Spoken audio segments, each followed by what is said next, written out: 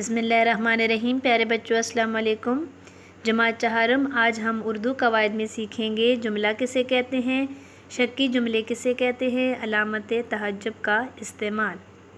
سب سے پہلے ہم جملہ کی تعریف پڑھتے ہیں۔ الفاظ کا ایسا مجموعہ جس سے پورا مطلب سمجھ میں آ جائے جملہ کہلاتا ہے، یا ترتیب وار الفاظ کا ایسا مجموعہ جس سے مفہوم سمجھ آ جائے جملہ کہلاتا ہے۔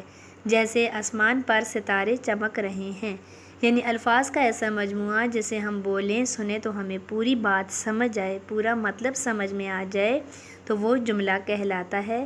یا ترتیب وار الفاظ کا ایسا مجموعہ جس سے مفہوم سمجھ میں آ جائے جملہ کہلاتا ہے۔ جیسے آسمان پر ستارے چمک رہے ہیں، یہ ایک جملہ ہے۔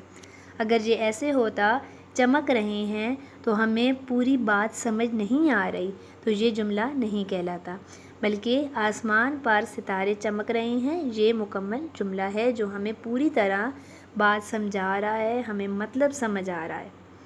اب ہم پڑھتے ہیں شکی جملے کی تعریف۔ ایسے جملے جن میں اندازہ لگایا جائے یا شک ظاہر کیا جائے انہیں شکی جملے کہتے ہیں۔ جیسے میچ ختم ہو گیا ہوگا۔ نمبر 2، علی سو گیا ہوگا۔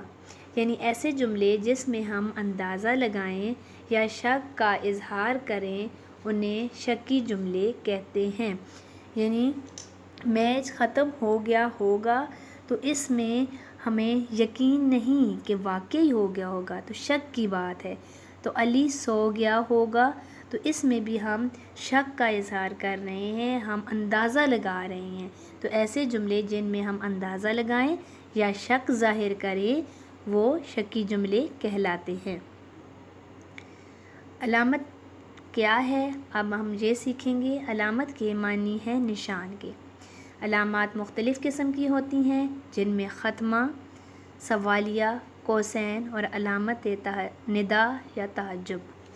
یعنی علامات کی مختلف قسمیں ہیں جن میں ختمہ، جب ہم کوئی جملہ پورا کرتے ہیں تو آخر میں ختمہ لگاتے ہیں۔ کوئی سوال پوچھا جاتا ہے تو سوالیہ نشان، قوسین یعنی جو ہم بریکٹ لگاتے ہیں، اور علامت ندا یا تعجب تو یہ وہ علامات ہیں جن کو جب ہم کسی تحریر کو سمجھنے کے لیے لگاتے ہیں تو ہم آسانی کے ساتھ سمجھ سکتے ہیں کہ کہاں رکنا ہے، کہاں سوال پوچھا گیا ہے، کہاں خوشی کا اظہار ہو رہا ہے، کہاں غم کی بات ہو رہی ہے۔ کیونکہ جب ہم زبانی کوئی بات کرتے ہیں تو ہمارے لہجے سے اندازہ ہوتا ہے کہ ہم خوش ہیں، دکھی ہیں یا حیران ہیں، لیکن جب ہم کوئی تحریر پڑھتے ہیں تو علامتوں کا بہت عمل دخل ہوتا ہے، تو علامتوں سے ہمیں پتہ چلتا ہے کہ اس میں ہمیں کیا کہا گیا ہے، سوال پوچھا گیا ہے، خوشی کا اظہار کیا گیا ہے۔ تو اس طرح علامتیں ہماری تحریر میں بہت معنی رکھتی ہیں۔ آج ہم علامت تعجب کے بارے میں پڑھیں گے۔ اس وقت استعمال ہوتی ہے جب کسی کو مخاطب کیا جائے تو اس لفظ کے فوراً بعد، جیسے لوگوں میری بات سنو۔ اب لوگوں، ہم لوگوں سے مخاطب ہو رہے ہیں اور اس کے آگے جو لائن لگ کے اس کے نیچے نقطہ لگا ہوا ہے یہ علامت تعجب ہے۔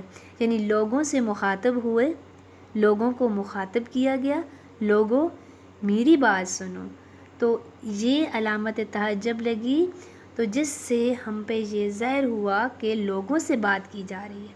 اس کے علاوہ یا خوشی، غم اور حیرت کے اچانک اظہار پر بھی علامت تعجب استعمال کی جاتی ہے۔ جیسے ہائے یہ کیا ہو گیا، واہ واہ کیا خوبصورت منظر ہے۔ ہائے یہ کیا ہو گیا تو اس میں ہم حیرت کا اظہار کر رہے ہیں، حیران ہو رہے ہیں۔ ہائے کے بعد علامت تعجب لگی ہے۔ واہ واہ کیا خوبصورت منظر ہے، تو واہ واہ یعنی ہم خوشی کا اظہار کر رہے ہیں، خوبصورت منظر کو دیکھ کر ہم خوش ہو رہے ہیں، تو واہ واہ کے بعد جو علامت لگی ہے اسے علامت تعجب کہتے ہیں۔